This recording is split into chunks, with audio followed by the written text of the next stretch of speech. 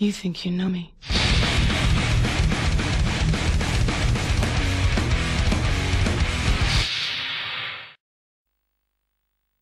Hello everyone, welcome back to Ratchet Clank 2 Going Commando. In the last episode we beat the game.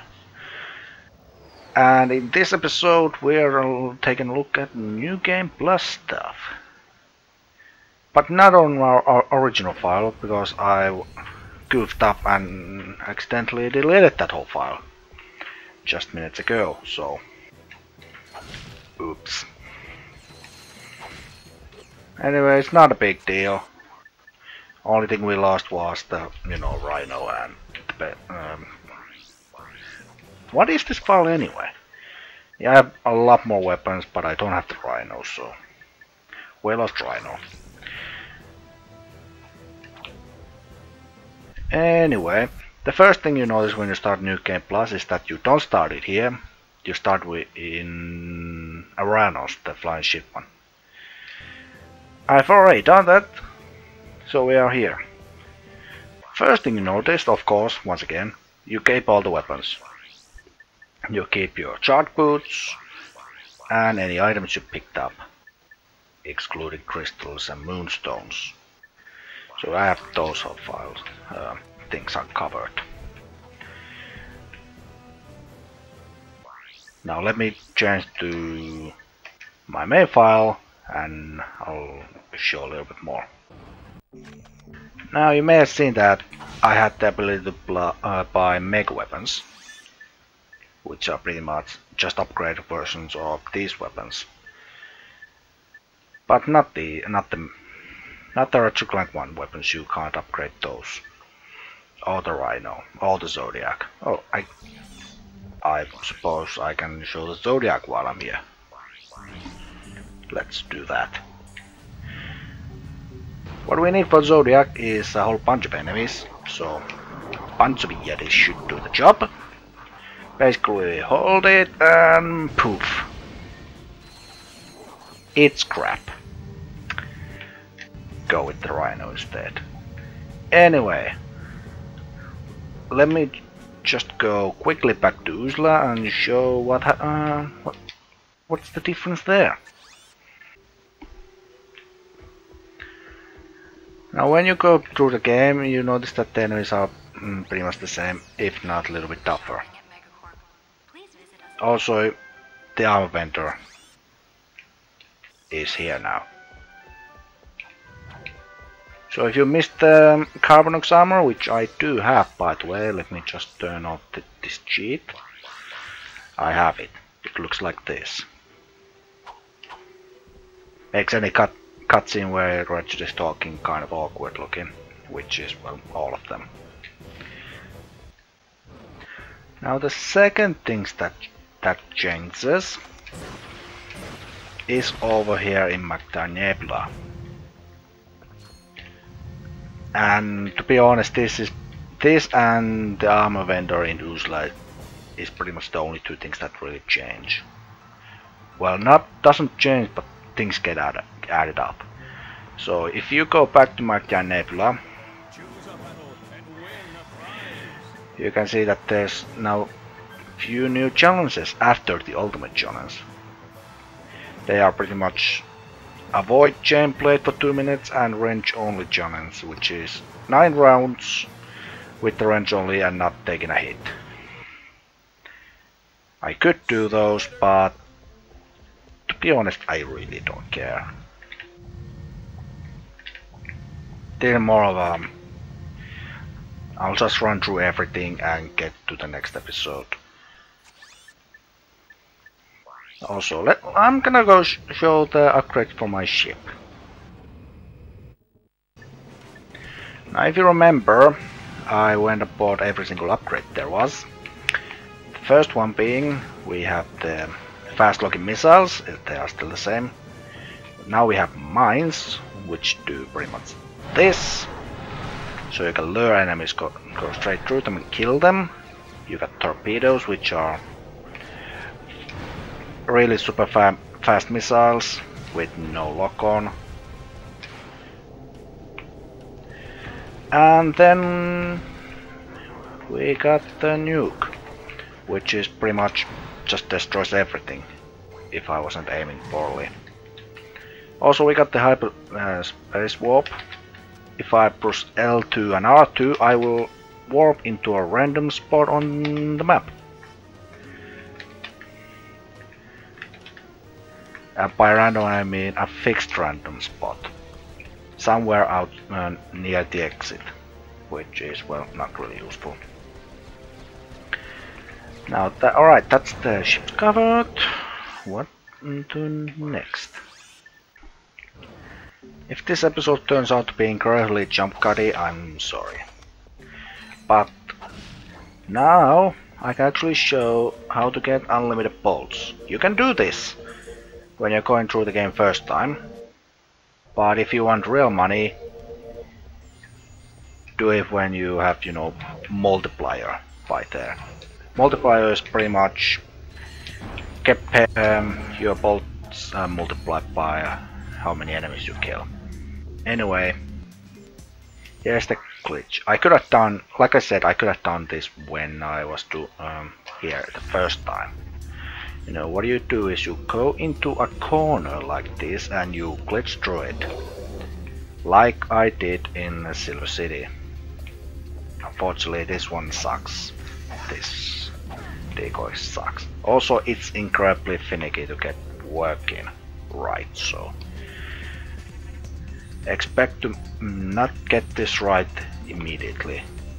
Especially if the decoy gloves seem to be going through the wall or the floor. Like that. It took a bit longer than it normally would.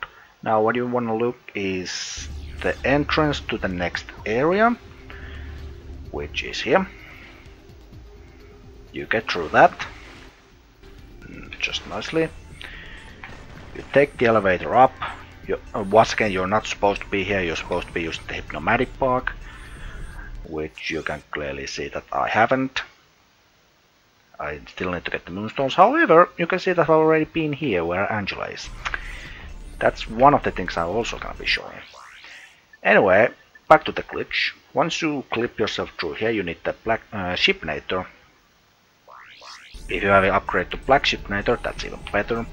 And then you just do this. Turn these bots into ship and let the money roll in.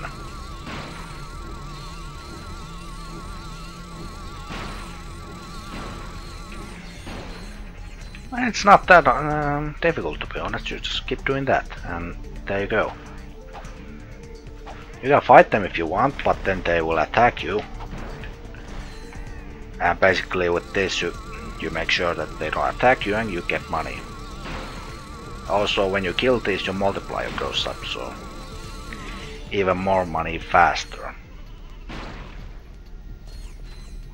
Right, that's the glitch zone or the infinite money cheat. What I'm gonna be doing now is, well, while I'm here I might as well show how to skip this whole bit of getting, you know, moonstones and stuff, because I think I made it really clear that you don't want to be doing it. It's a pain in the ass. However, there is a way to go around it. And you can actually use this glitch that I'm about to show quite a lot if you want. You can skip like major parts of the game with it if you really want.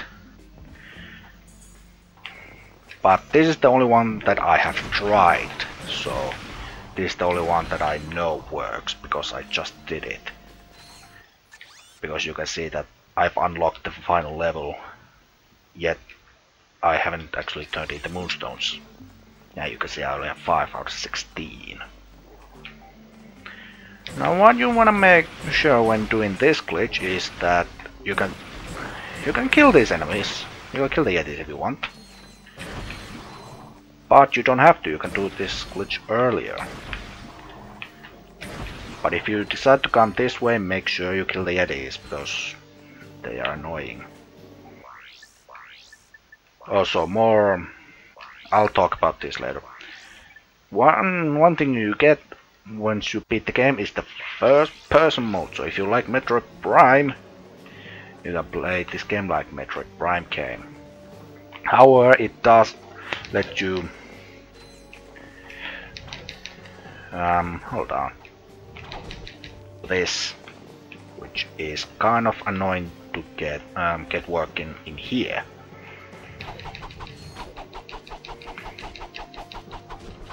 Basically what I am doing is that I'm double jumping. I double jump, and then smash square, which is the wrench button. And because you're throwing it, the first person mode, you can levitate up walls. And if you can stand on them, then you can skip major chunks of the game. However, whatever you do, if you come here expecting to get through, don't stand on this because you get stuck. I was able to do it on the recording that you won't be seeing. Basically, this happens. The game will try to push you off, you get stuck, and after some time the game will reset. Also, one annoying thing about the first person mode is the fact that you only do the long strike, you can't do any other move. So yeah, there's that. But you can pretty much just go to a ship and completely skip this level. I mean, this is only one level. You can. I've seen speedruns of this game where you can just like skip everything. You can even skip getting Clank. Just go through the game without him, and when you go to Aranos you get him. But anyway, this is where Angela lives, we all know that. You just go into here, you get the cutscene. Right. That's the glitch done. Now let me just load my save from Polder, because that is the final location where we are going to. And I might as well keep talking. You know the teleporter that I showed a few times during this let's play. I showed it a few times because you know, it has a little secret in it. But in order to get to this said secret, we have to kill every single enemy again. Good. Luckily, we have the rhino, so we can just obliterate everything we see. Like this.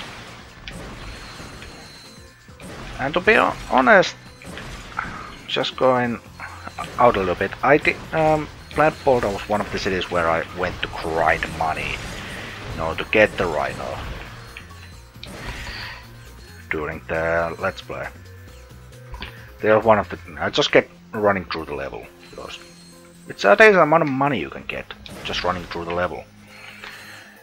But yeah, remember that place, that's where the taxi is. You can levitate up there, so you can skip pretty much this opening part. Right here, like this part, you can skip it. But that's not the point we're doing right now. You know this teleporter here? If we now step on it, it says Insomniac Museum. It's not a UK Plus thing. No. It doesn't. It's not UK Plus. If you beat the game, it still won't be active. What you need to do is to set the console time to 3 AM. Because between 3 AM and 4 AM this is actually working. You can teleport into this area, which spawns enemies. We just get rid of them, or not. We can actually run straight to the teleporter that's right in front of us. Just kill those enemies, and you can go to Insomniac Museum. However, there's a different way.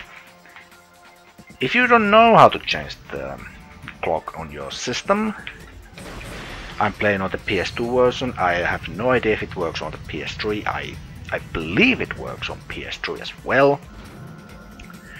then there's another way to go through it. Remember those areas that I said that looked like you could walk there? Well, if we take the groin rail and just run through this area, we can see the level there.